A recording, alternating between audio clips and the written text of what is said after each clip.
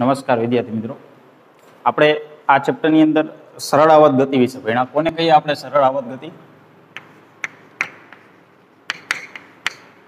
કે એવી ગતિ કે જેની અંદર બળ સ્થાનાંતરના સમપ્રમાણમાં હોય, બરાબર, અને વિરુદ્ધ દિશામાં લાગતું હોય. એટલે કે જે મધ્યમાન સ્થાન છે, આપણે ધારો કે એક ઉદાહરણ લઈએ કે કોઈ એક લોલક છે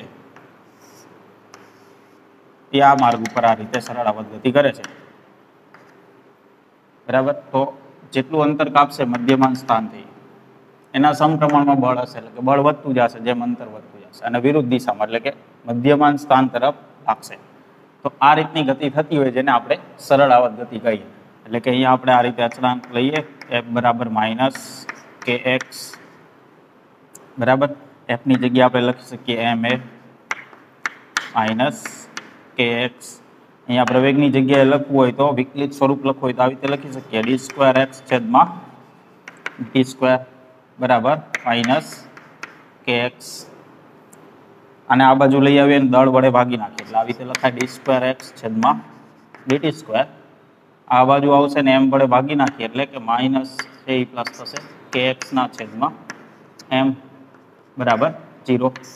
તો આ રીતે આપણને વિકલન વાળું સમીકરણ મળશે જેને સરળ આવત ગતિનું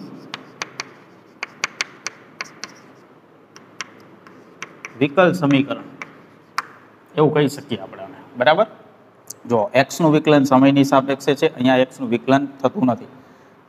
ડી સ્ક્વેર એક્સ છેદમાં ડીટી સ્ક્વેર પ્લસ અહીંયા આપણે લખી શકીએ ઓમેગા સ્ક્વેર, કેમ કે આપણે અહીંયા ઓમેગા સ્ક્વેરની કિંમત કેટલી મળે છે? કે બાય એમ, એટલે કે ઓમેગા બરાબર વર્ગમૂળની અંદર કે બાય એમ, આવું આપણે લઈ શકીએ, બરાબર. તો આ એક આપણે સરળ આવત ગતિ વિશે સમજાતા. અને આનો ઉકેલ એટલે કે એક્સ બરાબર આપણે અહીંયા લઈ શકીએ એ cos omega t plus pi અથવા તો સાઈન, બંને લઈ શકાય. આ આપણે આમાં મૂકીએ તેનું પાલન થાય આ સમીકરણની અંદર. તો આને શું કહેવાય? આનો ઉકેલ કહેવાય. એટલે સરળ આવત ગતિ જે છે એ આ રીતની છે. ખરેખર સંપૂર્ણ શુદ્ધ સરળ આવત ગતિ શક્ય નથી, કારણ કે પદાર્થ દોલનો કરશે તો ધારો કે હવાની અંદર દોલનો થતા હોય તો હવાનો અવરોધક લાગશે જેથી કરીને ગતિ ધીમી પડે. એટલે કે આપણે કોઈ પણ લોલક હોય દોરી સાથે આપણે બાંધી દઈએ અને એને ગતિ કરાવીએ તો સતત એ ગતિ નહીં કરે, એના દોલનો છે એ ધીમે ધીમે ઘટતા જાય. એટલે કે હવાનું અવરોધ લાગશે, અથવા તો ધારો કે પાણીની અંદર આપણે દોલન કરાવીએ, બરાબર, તો ત્યાં પણ અવરોધક બળ લાગશે. એટલે સંપૂર્ણ શુદ્ધ સરળ આવત ગતિ વ્યવહારિક રીતે શક્ય નથી.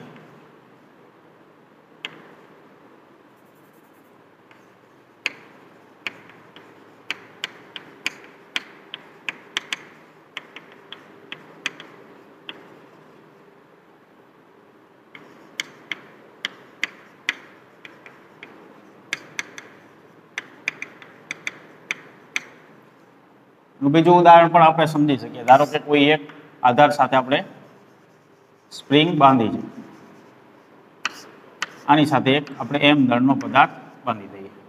હવે એને આપણે આ રીતે બળ આપી અને મુક્ત કરીએ તો એના દોલનો થશે આ રીતે, બરાબર. તો આ દોલનો સતત ચાલુ નહીં રહે, કેમ કે હવાનું અવરોધક બળ લાગશે. ધારો કે હવામાં હોય, ધારો કે પાણીની અંદર હોય, બરાબર, પ્રવાહી લઈ એની અંદર દોલનો, તો એ ધીમા પડી જશે ધીમે ધીમે અને પદાર્થ સ્થિર થઈ જશે.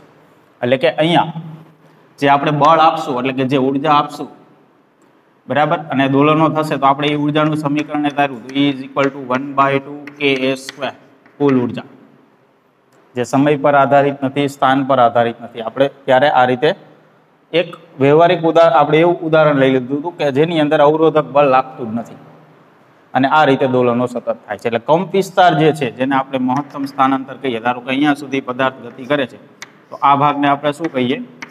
એ કંપ વિસ્તાર. એક તરફ પ્લસ એ કહીએ, એક તરફ માઇનસ એ કહીએ. તો એ જે કંપ વિસ્તાર છે એટલો ને એટલો રહે છે એવું આપણે લીધું હતું. એટલે કે ઉર્જા ઘટતી નહોતી. ખરેખર આવું ઉદાહરણ શક્ય નથી વ્યવહારિક રીતે. આપણે જોઈએ છીએ કોઈ પણ દોલનો થતા હોય સમય અનુસાર એની ઉર્જા ઘટતી જ જાય, બરાબર. કોઈ પણ અવરોધક બળ લાગતું જોઈએ. હવામાં હોય તો હવાનું અવરોધક બળ લાગે, પ્રવાહીમાં હોય તો પ્રવાહીની અંદર અવરોધક બળ લાગે. તો આ રીતે કોઈ પણ રીતે અવરોધક બળ લાગશે અને એની ઉર્જા ઘટતી જશે. ઉર્જા ઘટશે એટલે કંપ વિસ્તાર ઘટતો જશે અને ગતિ છે એ ધીમે ધીમે બંધ પડી જશે. તો એ ઉર્જા છે એ કેવા સ્વરૂપે વ્યય થતી હશે? તો કે ઉષ્મા ઉર્જા સ્વરૂપે વ્યય થતી હશે. બરાબર. હવાના અણુઓ છે એ અથડાય પદાર્થ સાથે, જેથી કરીને પદાર્થ પાસે ઉર્જા હોય અણુઓને આપી દે, એટલે કે ઉષ્મા ઉર્જા સ્વરૂપે ઉર્જાનો અહીંયા વ્યય થાય. ઉર્જાનો વ્યય ઉષ્મા ઉર્જા સ્વરૂપે થશે. બરાબર. જેથી કરીને કંપ વિસ્તાર સમય સાથે ઘટે. તો આવા દોલનો જે થશે વ્યવહારિક રીતે એને આપણે કહીશું અવમંદિત દોલનો.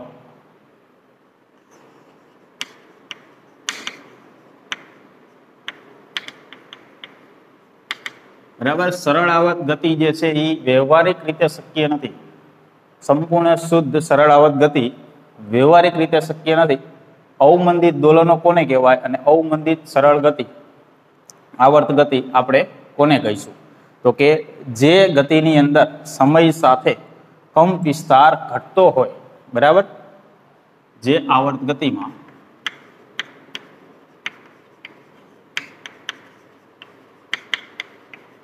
સમય સાથે કંપ વિસ્તાર ઘટતો હોય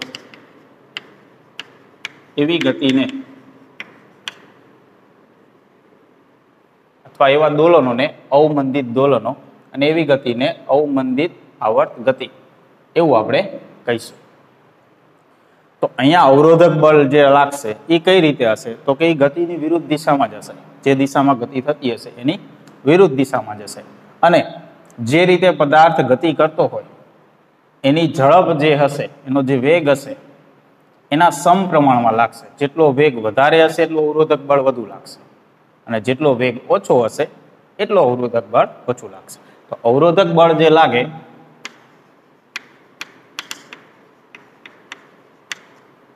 ગતિની વિરુદ્ધ હશે અને વેગ અથવા તો ઝડપ ના સમપ્રમાણમાં આપણને જોવા મળશે. તો અવરોધક બળને આપણે FB વડે બતાવીએ તો એ વેગ અથવા તો ઝડપના સમપ્રમાણમાં હશે અને વિરુદ્ધ દિશામાં હશે, એટલે કે માઇનસ. આ રીતે આપણને જોવા મળશે. બરાબર. સપ્રમાણતા કાઢીએ એટલે અચળાંક. તો અહીંયા અચળાંક કે નહીં પરંતુ આપણે બીજો લેવો પડશે, કેમ કે અવરોધક બળનો અચળાંક છે બી, જેને અવમંદન અચળાંક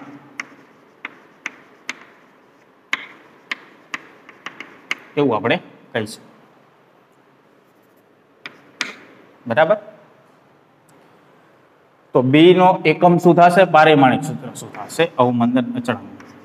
તો એનો એકમ થશે તો બી બરાબર થશે એફ ના છેદમાં વી, એટલે કે ન્યૂટન પ્રતિ મીટર પ્રતિ સેકન્ડ. સેકન્ડ ઉપર જશે એટલે ન્યૂટન ઇન્ટુ સેકન્ડ પ્રતિ મીટર. આવો એનો એકમ થશે. પારિમાણિક સૂત્ર જો બનાવવું હોય તો આ રીતે થશે. ન્યૂટનનું આપણે શું લખશું? ન્યૂટનનું થશે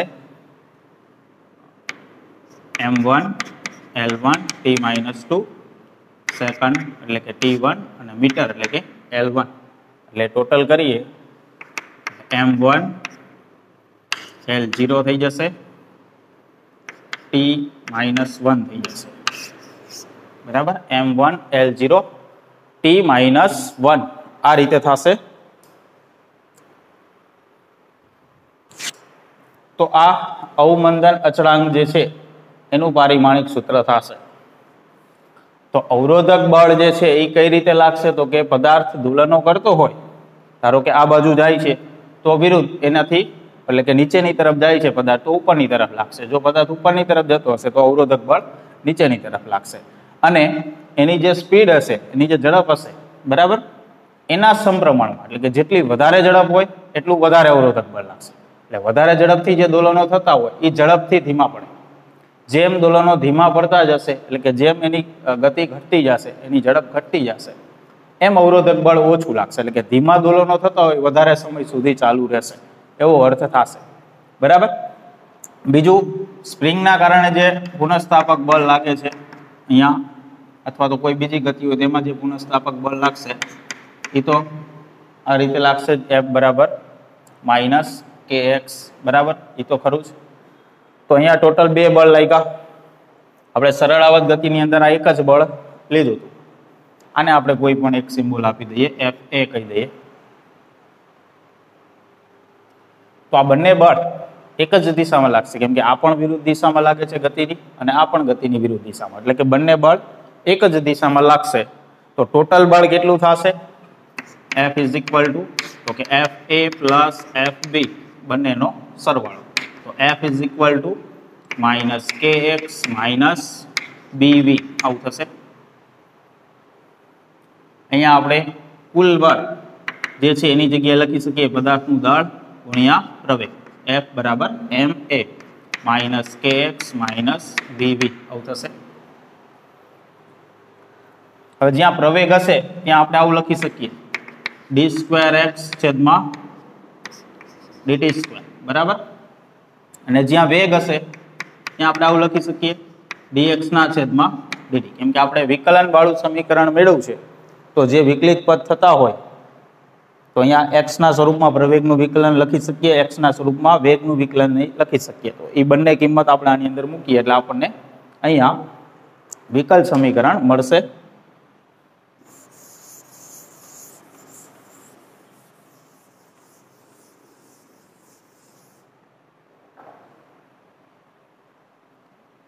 તો આ રીતે થશે, m a ની જગ્યાએ આવશે d2x છેદમાં dt2 is equal to minus kx minus b, v ની જગ્યાએ આવશે dx ના છેદમાં dt. આ બધાને આપણે એક તરફ લઈ જઈએ તો m d2x છેદમાં dt2 પ્લસ b dx ના છેદમાં dt plus kx is equal to 0, બરાબર. x નું અહીંયા 2 વખત વિકલન છે, અહીંયા 1 વખત છે, ને અહીંયા એકેય વાર નહીં, એટલે એ રીતે આપણે ગોઠવી દીધું. આ બંનેને આ બાજુ લાવ્યા, બંને પ્લસ થશે. હવે જે વધારે વાર વિકલન છે એની સાથે m ગુણાયેલો છે, m વડે ભાગી નાખે એટલે આવી રીતે થશે d2x છેદમાં dt2 પ્લસ b ના છેદમાં m dx ના છેદમાં dt પ્લસ kx છેદમાં m બરાબર 0. અહીંયા આપણને આ રીતે વિકલન સમીકરણ મળ્યું. આને કહીશું આપણે અવમંદિત દોલનો માટે વિકલ સમીકરણ. તો અવમંદિત દોલનો થતા હોય એનું વિકલ સમીકરણ આ રીતે હોય. તો આની અંદર આપણે અવરોધક બળ જે છે, બરાબર, અવરોધક અવમંદન જે અચળાંક છે, એટલે કે અવરોધક બળ લાગતું નથી, એના બરાબર 0 લઈ લઈએ તો જે પાછળ વધશે, એટલે કે b બરાબર 0 લઈ લઈએ એટલે કે સંપૂર્ણ શુદ્ધ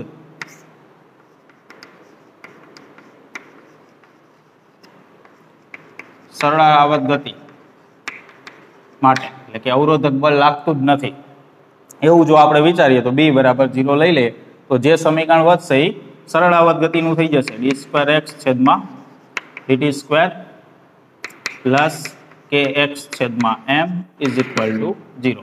તો આ સરળાવત ગતિનું સમીકરણ થઈ ગયું. તો આનો ઉકેલ શું મળતો હતો? એનો ઉકેલ આ રીતે થતો હતો, x is equal to a cos omega t plus 5 એવું મળતું હતું, જેની અંદર ઓમેગા બરાબર કેટલું? તો કે વર્ગમૂળની અંદર k ના છેદમાં m એવું મળતું હતું, બરાબર. તો આ સરળાવત ગતિ માટે આપણે આનો ઉકેલ આ રીતે થતો હતો, કેમ કે આ કિંમત આપણે આની અંદર મૂકી તો એનું પાલન થાય, બરાબર. એટલે આ સમીકરણનું પાલન થાય. આની જગ્યાએ સાઇન વિધેય લઈએ તો પણ ચાલે. ઓમેગા એટલે કોણીય આવૃત્તિ આ સરળાવત ગતિ માટેની. તો અહીંયા આવું સમીકરણ છે તો આનો ઉકેલ આના જેવો જ હશે. ફરક કેટલો આવશે? તો કે અહીંયા અવરોધક બળ છે તો એટલો ફરક આવશે, બરાબર. તો આનો ઉકેલ થશે આ રીતે.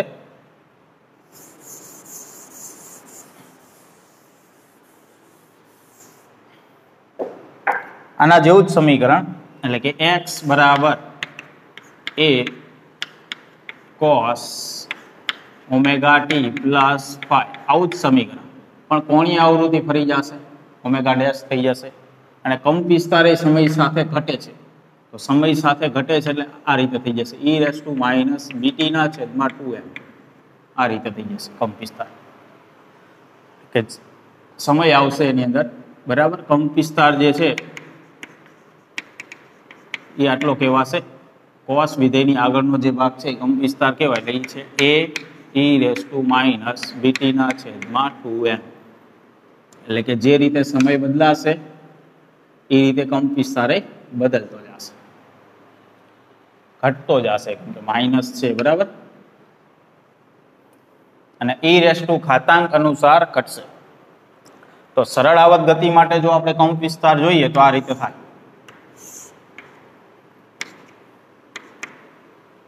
ધારો કે કોસ વિધેય છે, તો અહીંયાથી સ્ટાર્ટ કરીએ.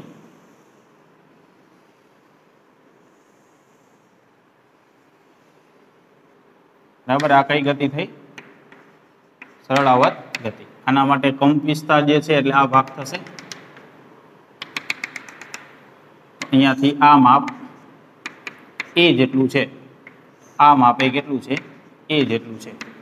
તો કોઈ પણ સમયે કંપ વિસ્તાર એ જેટલો જ રહેશે. આપણે જોઈ શકીએ સમય વિરુદ્ધ x નો આલેખ દોરીએ તો સમય સાથે કંપ વિસ્તાર એક સરખો જ જોવા મળે છે ગમે તે સમય. કેમ કે અવરોધક બળ લાગતું નથી, તો પદાર્થનો કંપ વિસ્તાર એટલો ને એટલો જ રહે છે, બરાબર, સરળ આવત ગતિ માટે. પણ જો આ કંપ વિસ્તાર જે છે અવમંદિત દોલનો માટે, તો સમય સાથે e રેસ ટુ ઘાતાંક અનુસાર બદલાય છે. તો એ જો આપણે આલેખ દોરવો હોય તો આ રીતે થશે.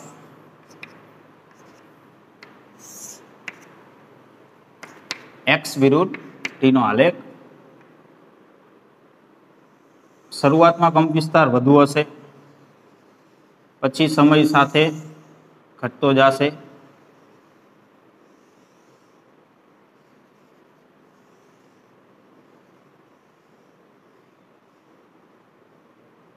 આ રીતે છેલ્લે દોલનો ધીમો પડે.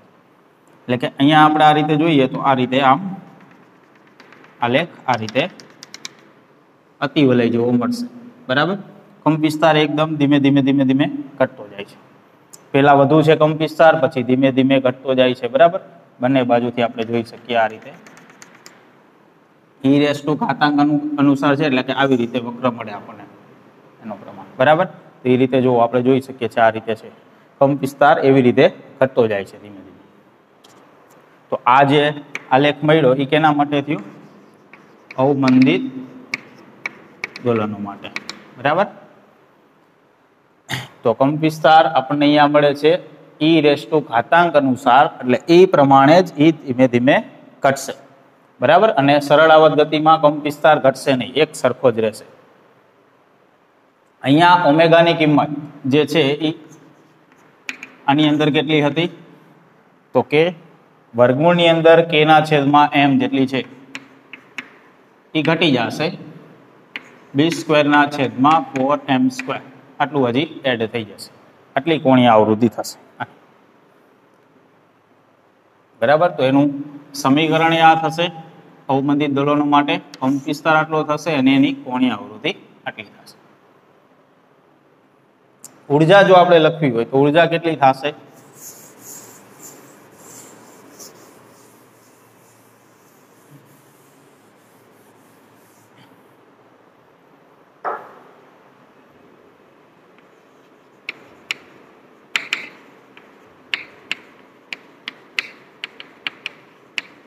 તો અહીંયા ઉર્જા પણ બદલાશે. સરળ આવત ગતિ માટે એના માટે ઉર્જા આપણે લખતા E = 1/2 kS², આ રીતે લખતા. તો અવમંદિત દોલનો માટે કંપ વિસ્તાર છે એ સમય સાથે બદલાય છે અને એ આટલો છે. તો કંપ વિસ્તારની જગ્યાએ આ કિંમત લખી દઈએ તો ઉર્જા થશે E = 1/2 k. એની જગ્યાએ આપણે લેવાનું થશે આટલું, a e raise to minus b t ના છેદમાં 2m આખાનો સ્ક્વેર, બરાબર. અહીંયા કંપ વિસ્તાર જે છે સરળ આવત ગતિ માટે, એની જગ્યાએ અવમંદિત દોલનો માટેનો કંપ વિસ્તાર લઈ લઈએ. એટલે એ ઉર્જા કેની થઈ જશે? અવમંદિત દોલનની થઈ જશે. તો સ્ક્વેર કરીએ એટલે આ રીતે થશે. E = 1/2 k a સ્ક્વેર થશે અને આનો સ્ક્વેર કરશું એટલે 2 કેન્સલ થઈ જશે. e -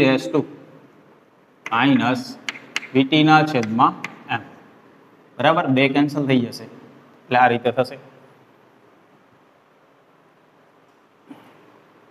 એટલે આ જે ઉર્જા છે એ સરળ આવર્ત ગતિ જેટલી જ થાય, પણ આગળ આ પદ આવે છે તો આને આપણે E0 વડે બતાવીએ તો આપણે આવી રીતે લખી શકીએ. E = આની જગ્યાએ E0 e - vt ના છેદમાં m. તો સરળ આવર્ત ગતિની અંદર જે ઉર્જા રહી એ સમય સાથે બદલાતી નથી, બરાબર, અને અંતર સાથે બદલાતી નથી, એટલે કે એક ધારી જ ઉર્જા રહેશે. ત્યારે આમાં શું થશે? ઉર્જા સમય સાથે બદલાશે અને એ પણ કેવી રીતે? e ઘાતાંક અનુસાર, એટલે કે આવી જ રીતે થશે એનો ગ્રાફ. આમાં એક સરખી ઉર્જા રહેશે, આમાં આ રીતે ઘટશે, બરાબર. તો અવમંદિત દોલનો માટે ઉર્જા આટલી મળે. એટલે કે ટૂંકમાં અવમંદિત દોલનો એટલે અવરોધક બળ જે લાગે છે એના કારણે દોલનો જે ધીમા પડે છે, બરાબર, એ ગતિ જેને અવમંદિત દોલનો કહેવાય. બરાબર, એના સમીકરણો પણ આ રીતે મળશે. જો વિકલ સમીકરણ આ રીતનું મળશે. x બરાબર આપણે આવું લખતા હતા, એની જગ્યાએ કંપવિસ્તાર સમય સાથે બદલાય એવું આવી જશે અને ઓમેગાની કિંમત આવી થઈ જશે અને ગ્રાફ આ રીતના મળશે. ઉર્જા જે છે એની અંદર કંપવિસ્તાર જે છે એ મૂકી દેવાનો એટલે ઉર્જાનું સમીકરણ આ રીતનું થશે. જો અવમંદિત દોલનો થતા હોય, એટલે કે દોલનો ધીમા પડતા હોય અને આપણે દોલનો ચાલુ રાખવા હોય, એટલે કે બંધ પડવા ન દેવા હોય, તો શું કરવું પડશે? બાહ્ય બળ લગાડવું પડશે અને બાહ્ય બળ પણ યોગ્ય રીતે લગાડવું પડશે. એક ધારું કોન્સ્ટન્ટ આપણે બળ લગાડશું તોય નહીં ચાલે, બરાબર. જે રીતે દોલનો થતા હોય એ જ રીતે આપણે બળ લગાડવું પડશે, તો દોલનો સતત ચાલુ રહેશે. તો એવા દોલનો જે થશે એને કહેવાય પ્રણોદિત દોલનો, બરાબર. તો હવે એના વિશે જોઈએ આપણે, પ્રણોદિત દોલનો વિશે.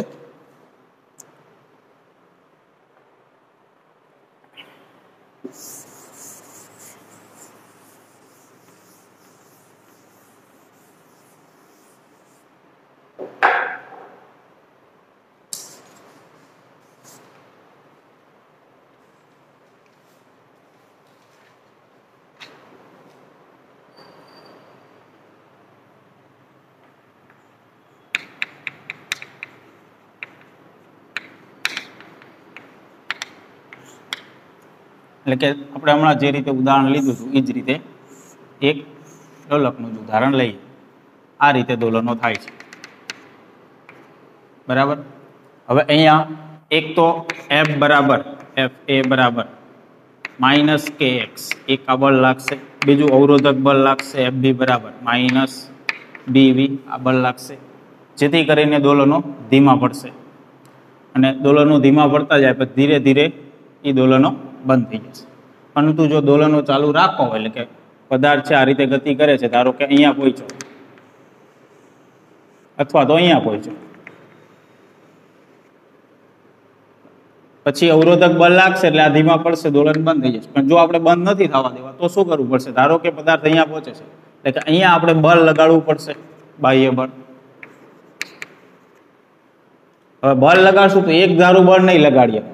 જો એક ધારું બળ લગાડશું તો દોલનો નહીં થાય. બળ લગાડ્યું પછી આપણે મૂકી દઈશું, એટલે પછી પદાર્થ આ રીતે જશે, વળી પાછો અહીંયા આવશે, વળી પાછું બળ લગાડશું, વળી પાછો પદાર્થ જશે, વળી પાછું આપણે બળ લગાડશું, તો દોલનો ચાલુ જ રહેશે. એટલે કે બળ આપણે થોડા થોડા સમયે લગાડવાનું, બરાબર. એટલે એ બળ પણ એક આવર્ત બળ થશે. તો બાહ્ય બળ હવે જે આપણે લગાડશું એ પણ એક આવર્ત બળ જ થશે, એટલે કે સાઇન વિધેય પ્રકારનું, એટલે કે અમુક સમયગાળે લગાડવાનું, બરાબર. તો એ બળ આપણે ધારી લઈએ FD = F0 cos omega d into t, બરાબર. જે બળ આપણે લગાડી છે એની કોણીય આવૃત્તિ બાહ્ય બળની ઓમેગા d છે.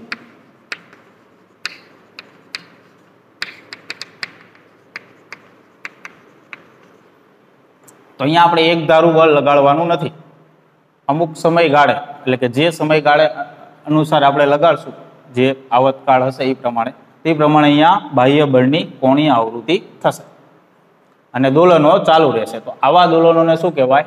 પ્રણોદિત દોલનો. એટલે કે બાહ્ય બળની અસર હેઠળ આવર્ત બળ હોય એ પ્રકારનું એક બળ આપણે લગાડીએ, એની અસર હેઠળ દોલનોને આપણે સતત ચાલુ રાખી શકીએ. આવા દોલનોને આપણે શું કહીશું? પ્રણોદિત દોલનો કહીશું. તો પ્રણોદિત દોલનો માટે જે વિકલ સમીકરણ મળશે એ કઈ રીતનું મળશે? તો કે આ બંને બળ છે એ કઈ રીતે લાગશે? ગતિની વિરુદ્ધ દિશામાં. આપણે હમણાં જ અવમંદિત દોલનોમાં જોયું, બરાબર? ગતિની વિરુદ્ધ દિશામાં લાગશે. જ્યારે આ બળ જે છે એ કઈ રીતે લગાડવું પડશે? આપણે દોલનો ચાલુ રાખવા માટે જે દિશામાં ગતિ થતી હશે એ દિશામાં જ બળ લગાડવું પડશે, તો જ દોલનો ચાલુ રહેશે. એટલે કે આ બળ છે એ આ બંને બળ કરતા વિરુદ્ધ દિશામાં લાગશે, એવું થયું. તો ટોટલ બળ કેટલું થશે?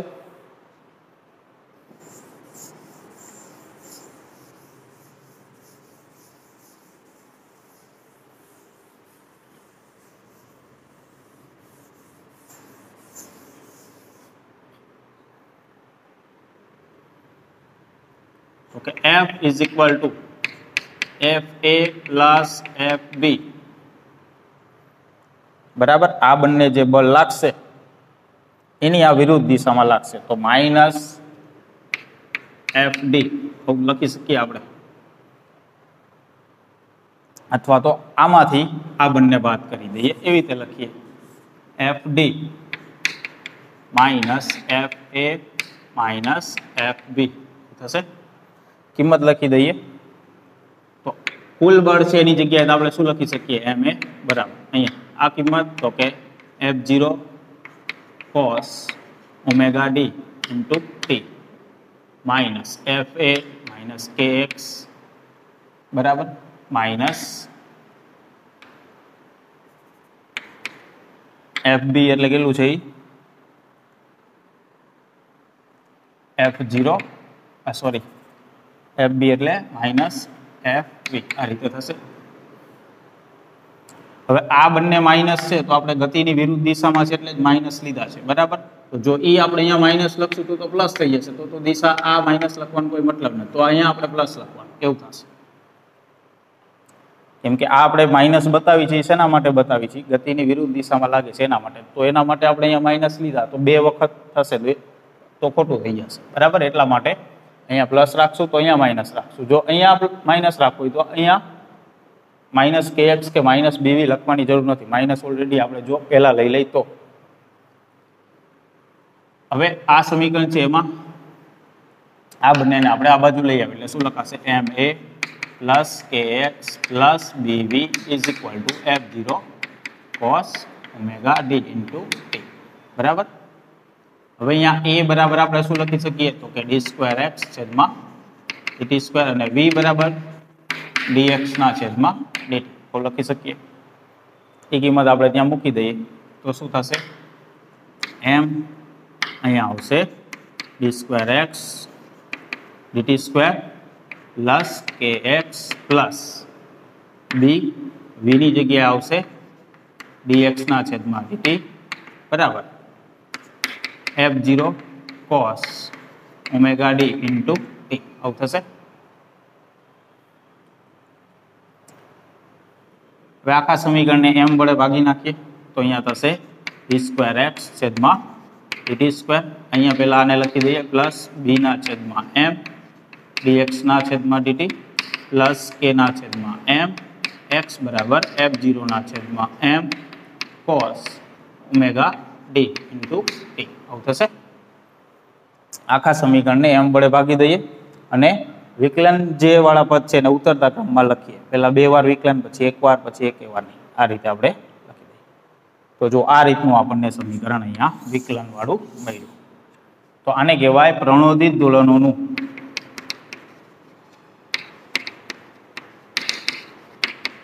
વિકલ સમીકરણ. તો અવમંદિત દોલનોનું વિકલ સમીકરણ આપણે લખ્યું હતું, એમાં શું ફરક હતો? તો કે અહીંયા આ 0 હતું, બાહ્ય બળ આપણે લગાડ્યું નહોતું, બાકી સમીકરણ આવું જ હતું. પછી સરળાવત ગતિમાં શું? તો કે અવરોધક બળ નથી, અહીંયા 0 મૂકી દઈએ અને બાહ્ય બળ એટલે અહીંયા 0 મૂકી દઈએ એટલે શું થઈ ગયું? સરળાવત ગતિનું વિકલ સમીકરણ થઈ ગયું. તો તો 3 સમીકરણ આમ એક સરખા જેવા જ છે, બરાબર. એકમાં અવરોધક બળ આવે અવમંદિત દોલનોમાં, પ્રણોદિત દોલનમાં અવરોધક બળ અને બાહ્ય બળ બંને આવે. અહીંયા બાહ્ય બળ આવર્ત બળ જેવું આવે, એટલે કે કોસ અથવા તો સાઇન પ્રકારનું લઈ શકાય. તો આનો એ ઉકેલ હશે, એમાં આ બધું આવશે, કેમ કે અવમંદિત દોલનોમાં ખાલી અવરોધક બળ હતું, પછી સરળાવત ગતિમાં અવરોધક બળ નહોતું, બરાબર. તો પ્રણોદિત દોલનોનું વિકલ સમીકરણ છે એના જેવું જ આવશે, x = a cos omega t plus phi, આવું જ આવશે. કંપ વિસ્તાર કંઈક અલગ આવશે, કોણીય આવૃત્તિ કંઈક અલગ આવશે. તો કંપ વિસ્તાર કેટલો આવશે એની અંદર એ લખી દઈએ આપણે. અહીંયા કંપ વિસ્તાર a = જે આ બળ છે F0 એ ઉપર આવશે, છેદમાં m² omega minus omega d એ બંનેનો સ્ક્વેર આખાનો સ્ક્વેર કૌંસનો પ્લસ ઓમેગા d² b² કૌંસ અને આખાનું વર્ગમૂળ, બરાબર. આ રીતે છે સમીકરણ. તો આ રીતનો કંપ વિસ્તાર મળશે આપણને. અહીંયા ઓમેગા છે એ કઈ આવૃત્તિ થશે? એ દોલનની, જે પદાર્થ દોલન કરે છે એની આવૃત્તિ થશે ઓમેગા. અને ઓમેગા ડી એટલે કે એની આવૃત્તિ થશે બાહ્ય બળ લગાવેલું છે એની આવૃત્તિ થશે, કેમ કે એ એક આવર્ત બળ જ છે, એટલે બે આવૃત્તિ અહીંયા ભેગી થશે. એક દોલનો થાય છે એની અને એક બાહ્ય બળ આપણે લગાડી છે. તો કંપ વિસ્તાર આ રીતનો મળશે અહીંયા. અને ઓમેગા ડેશ કોણીય આવૃત્તિ અહીંયા થશે, વર્ગમૂળની અંદર k/m આ સરળાવત ગતિ માટે મળતું હતું, પછી -b² / 4m m², આ અવમંદિત દોલનો માટે મળતું હતું. અને આના માટે અલગ થશે, જે આપણને અહીંયા કોણીય આવૃત્તિ બતાવી નથી, બરાબર. અહીંયા આપણને એ બતાવી નથી, કેમ કે અહીંયા બે આવૃત્તિ થાય છે એટલા માટે અહીંયા આ બતાવી નથી, કેમ કે એ સતત બદલતી રહેતી હશે સમય સાથે, એટલા માટે. પછી અહીંયા ફાઈની કિંમત વ્યાખ્યાયિત કરી છે. આ જે ફાઈ છે એની કિંમત tan ઇન્વર્સ v0 છેદમાં ઓમેગા 0 x0, આવી રીતે ઓમેગા ડી જે બાહ્ય આવૃત્તિ છે બાહ્ય બળની એ ફાઈની કિંમત આ રીતે વ્યાખ્યાયિત કરેલી છે. આ જે બંને ઉકેલ છે, બરાબર, આ ખાલી યાદ જ રાખવાના છે, કેમ કે આની તારવણી આના ઉપરથી થાય પણ એ અટપટી થાય, એટલા માટે અહીંયા આપણને ડાયરેક્ટ ઉકેલ જ આપેલા છે. જે રીતે આપણને અવમંદિત દોલનોની અંદર આપ્યા તે રીતે પ્રણોદિત દોલનોની અંદર. તો આ યાદ જ રાખી લેવાનું કે આ રીતે કંપ વિસ્તાર મળશે અને આ રીતે ફાઈની કિંમત મળશે, બરાબર. બીજું કંઈ વધારે વિચારવાનું નથી થતું એમાં. બીજું અહીંયા બી જે છે, બરાબર, એ અવરોધક બળ માટે અચળાંક છે. હવે જો દોલનો ધીમા થતા હોય, ધીમા દોલનો થતા હોય તો એમાં અવરોધક બળ એટલું બધું નહીં લાગે. કેમ? તો કે વેગના સમપ્રમાણમાં છે અવરોધક બળ. ધીમા દોલન થતા હોય તો વેગ એટલો બધો હશે નહીં, એટલે કે અવરોધક બળ ઓછું હશે. એટલે કે આ કિંમત જે છે WD અને B², બરાબર, આ કિંમત ધીમા દોલનો માટે બહુ ઓછી હોય. કેની સરખામણીમાં? તો કે m² ઓમેગા² માઇનસ ઓમેગા d² એનો સ્ક્વેર, આની સરખામણીમાં. તો અહીંયા આપણે આને અવગણી શકીએ ધીમા દોલનો માટે. જો આને આપણે અવગણી શકીએ તો વધશે શું? આખાનું વર્ગમૂળ. વર્ગમૂળ કાઢી નાખીએ એટલે કેટલું વધશે? a' બરાબર તો કે F0 છેદમાં વર્ગમૂળ કાઢશું એટલે m² નું m થઈ જશે, આ થશે ઓમેગા² માઇનસ ઓમેગા d², આટલું વધશે કંપ વિસ્તાર. તો ધીમા દોલનો માટે આપણે કંપ વિસ્તાર આ રીતે લઈ શકીએ. હજી અહીંયા આપણે શક્યતા વિચારી શકીએ, ઓમેગા બરાબર ઓમેગા ડી થાય તો કંપ વિસ્તાર અહીંયા આમ ગણતરી પ્રમાણે જોઈએ તો શું થશે? 0 થઈ ગયો. આ 0 થઈ ગયો એટલે ઇન્ફિનિટી, એટલે કે મહત્તમ થઈ શકે. એટલે કે ક્યારે મહત્તમ થશે કંપ વિસ્તાર? એટલે ઇન્ફિનિટી તો કંપ વિસ્તાર થાય જ નહીં, બરાબર, એ તો શક્ય જ નથી. એટલે કે જ્યારે ઓમેગા બરાબર ઓમેગા ડી આવું થશે ત્યારે કંપ વિસ્તાર મહત્તમ બને. બરાબર, પેલા તો ધીમા દોલનો થતા હશે તો આપણે અવરોધક બળ અવગણી શકીએ અને તો કંપ વિસ્તાર આ રીતે થશે. અને એમાં પણ જો બંને આવૃત્તિઓ સરખી લઈએ તો કંપ વિસ્તાર મહત્તમ બનશે. અને કંપ વિસ્તાર મહત્તમ બનવાની ઘટના જેને કહેવાય અનુનાદ. બરાબર, અનુનાદ થયો કહેવાય. એટલે કે જ્યારે આવૃત્તિ સરખી થાય. કઈ આવૃત્તિ? તો કે જે દોલનો થાય છે એની આવૃત્તિ અને જે આપણે બાહ્ય બળ લગાડી છે એની આવૃત્તિ, આ બંને સરખી હશે જ્યારે, એટલે કે જેટલી આવૃત્તિથી દોલનો થાય છે એટલી જ આવૃત્તિ વાળું જો આપણે બળ લગાડીએ તો એ સમયે કંપ વિસ્તાર મહત્તમ થશે અને એને અનુનાદ થયું કહેવાય. અનુનાદ ઘણા બધા કિસ્સાઓની અંદર થશે. બરાબર, તો અનુનાદ ક્યારે થશે? તો કે દોલનની અંદર બે આવૃત્તિ આવી રીતે હશે તો એ બંને આવૃત્તિ સરખી થશે ત્યારે આપણને કોઈ પણ કિંમત મહત્તમ થતી જોવા મળશે. અહીંયા દોલનોની આપણે ચર્ચા કરી છે તો અહીંયા દોલનોના જે કંપ વિસ્તાર છે એ મહત્તમ થાય છે. બીજી પણ આપણે અમુક ચર્ચા કરશું, અહીંયા પણ અનુનાદ થશે એટલે કોઈ કિંમત મહત્તમ થતી હશે ત્યાં. બરાબર, તો અહીંયા આપણે દોલનોની ચર્ચા કરી છે તો કંપ વિસ્તાર છે એ મહત્તમ થશે જો બંને આવૃત્તિ સરખી થશે તો આ કિસ્સાને આપણે શું કહીશું? અનુનાદ થયો કહેવાય. તો અહીંયા આપણે ટોટલ 3 પ્રકારની ગતિ જોઈએ. એક સરળાવત ગતિ, એક અવમંદિત ગતિ અને એક પ્રણોદિત ગતિ. ત્રણેયમાં શું ફરક? તો સરળાવત ગતિ આપણે શું વિચાર્યું? ત્યાં કોઈ અવરોધક બળ નથી લાગતું, કોઈ બાહ્ય બળ નથી લગાડતા, એ રીતની ગતિ. અવમંદિત ગતિ એટલે કે જેમાં અવરોધક બળ લાગે જેથી કરીને દોલનો ધીમા પડે અને છેલ્લે બંધ થાય, એવી ગતિ. અને પ્રણોદિત દોલનો કોને કીધા આપણે? તો કે બાહ્ય બળ લગાડશું તો એવી ગતિ હજી ચાલુ રહેશે. જે અવરોધક બળ વાળી આપણે જે ગતિ વિચારી, અવમંદિત દોલનો જે વિચાર્યા એને જો સતત ચાલુ રાખવા હોય તો બાહ્ય બળ લગાડવું પડે. બાહ્ય બળ આવર્ત પ્રકારનું હોવું જોઈએ, એને પણ એક આવૃત્તિ હશે. બરાબર, તો એ દોલનો સતત ચાલુ રહેશે ને આપણે પ્રણોદિત દોલનો કહેશો. ત્રણેય માટે આપણે વિકલ સમીકરણ મેળવા, ત્રણેયના વિકલ સમીકરણના ઉકેલે જોયા, ત્રણેય માટે આપણે કંપ વિસ્તાર જોયા અને આવૃત્તિ પણ જોઈ. બરાબર, તો બધાના એ સમીકરણો યાદ રાખવાના.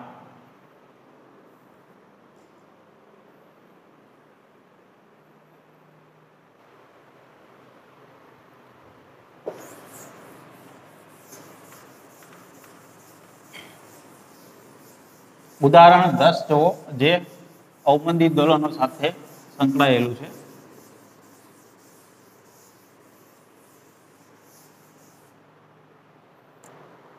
તો ઉદાહરણ 10 ની રકમ જુઓ.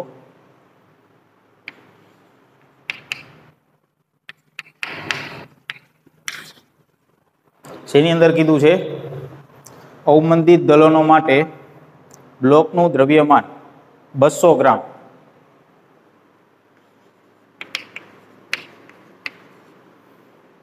પછી અચળાંક આપ્યો છે K = 90 ન્યૂટન પ્રતિ મીટર.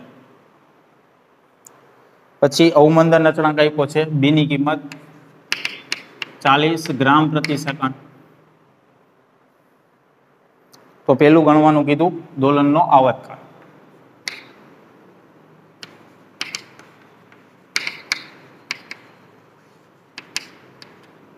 તો દોલનનો આવર્તકાળ T = 2π√K/m. આની અંદર કિંમત મૂકી દઈએ એટલે આવર્તકાળ મળી જશે. તો 2π એટલે 3.14, વર્ગમૂળની અંદર K 90, એમની કિંમત 200 ગ્રામ કીધી છે એટલે 0.2 કેવાશે કિલોગ્રામ. બરાબર, આ કિંમત ગણી નાખીએ એટલે આવર્તકાળ મળી જશે. આપણે ઊંધું લખી નાખ્યું m/k. આવર્તકાળ માટે m/k થશે, ઓમેગા હોય તો k/m થશે. તો 0.2 ઉપર 90 નીચે. તો આ ગણતરી કરી નાખો તો આવર્તકાળ મળશે આપણને 0.3 સેકન્ડ આશરે.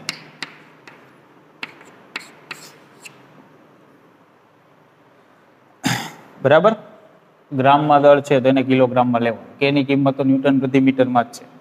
તો આ રીતે આપણને આવર્તકાળ મળી જશે. બીજું ગણવાનું કીધું છે આપણને કે તેના દોલનના કંપ વિસ્તારનું મૂલ્ય પ્રારંભિક મૂલ્ય કરતા અડધું થવા માટે લાગતો સમય, દોલનનું જે કંપ વિસ્તાર છે એ અડધો થાય એના માટે લાગતો સમય. તો અવમંદિત દોલનો માટે કંપ વિસ્તાર કેટલો હોય? તો a ડેશ બરાબર a e raise to minus b t ના છેદમાં 2m આટલો કંપ વિસ્તાર હોય.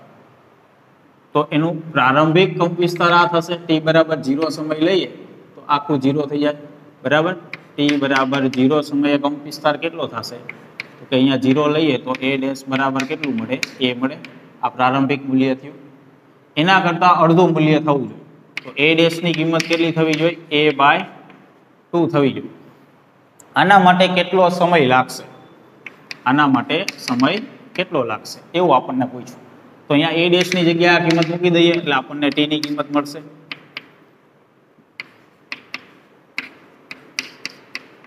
બરાબર, તો હવે આપણે t ની કિંમત મેળવવાની.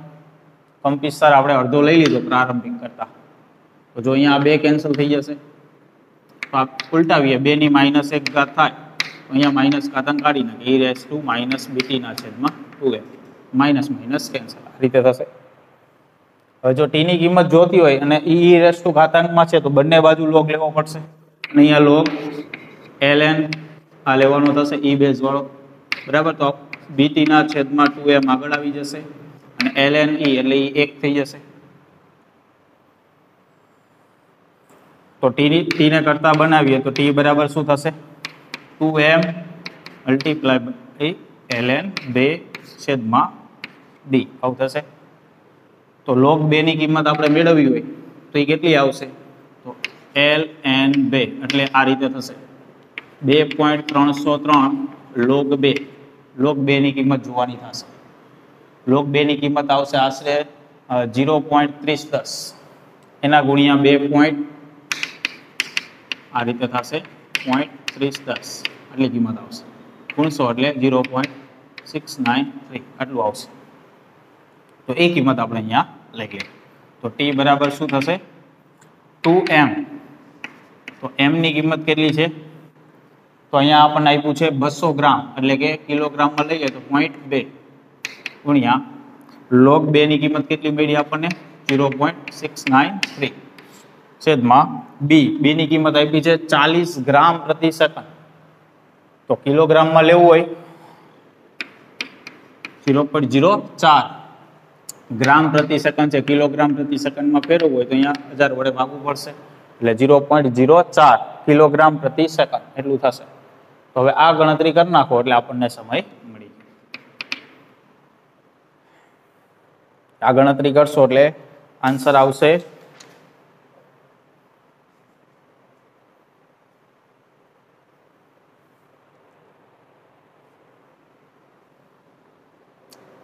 6.93 સેકન્ડ. બરાબર, આટલો સમય મળશે.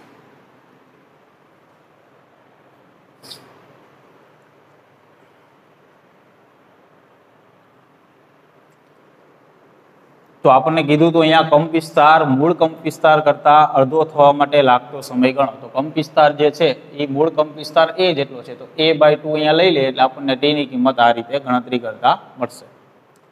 ત્રીજું શું ગણવાનું કીધું છે કે તેની યાંત્રિક ઉર્જાનું મૂલ્ય પ્રારંભિક મૂલ્ય કરતા અડધું થવા માટે કેટલો સમય લાગશે? તો યાંત્રિક ઉર્જાનું મૂલ્ય પ્રારંભિક મૂલ્ય કરતા તો પહેલા તો સમીકરણ લખીએ E = E0 e raise to minus b t ના છેદમાં m થશે. અહીંયા 2 નીકળી જાય છે ખબર, આપણે હમણાં જ સમીકરણ કર્યું જેની અંદર સ્ક્વેર આવતો હતો જેથી કરીને. તો E0 કરતા મૂલ્ય કેટલું થવું જોઈએ? અડધું. આના માટે કેટલો સમય લાગશે? જે રીતે હમણાં કંપ વિસ્તારમાં આપણને અહીંયા ગણ્યું એવી જ રીતે અહીંયા મૂળ કિંમત છે એના કરતાં અડધું થવા માટે કેટલો સમય લાગશે? તો અહીંયા એ જ રીતે થશે, આ કેન્સલ થઈ જશે. ઉલટાવશું એટલે 2 બરાબર e raise to minus b t ના છેદમાં m આટલું થશે. બંને બાજુ લોગ લેશો એટલે આ બાજુ ln 2 બરાબર આ બાજુ બીટી ના છેદમાં m આટલું આવશે. તો t બરાબર કેટલું થશે? તો કે m ગુણ્યા ln 2 છેદમાં b આવું થશે. તો એ જ કિંમત થઈ. ખાલી 2 નથી, એટલો ફરક પડ્યો, બરાબર. એટલે કે અહીંયા કિંમત મૂકશું આપણે 0.2, 0.693, 0.004. તો આ ગણતરી કરશું તો અહીંયા 2 છે ને અહીંયા નથી, એટલો જ ફરક છે, બરાબર. અને 2 વડે ભાગી નાખો એટલે એ જ સમીકરણ, એ જ સમય આવશે. એટલે એ મળશે આપણને 3.465 સેકન્ડ, બરાબર. આટલો સમય મળશે. તો આ સમયે ઉર્જા મૂળ ઉર્જા કરતા અડધી થઈ જશે, અને આ સમયે કંપ વિસ્તાર મૂળ કંપ વિસ્તાર કરતા અડધો થયો હશે.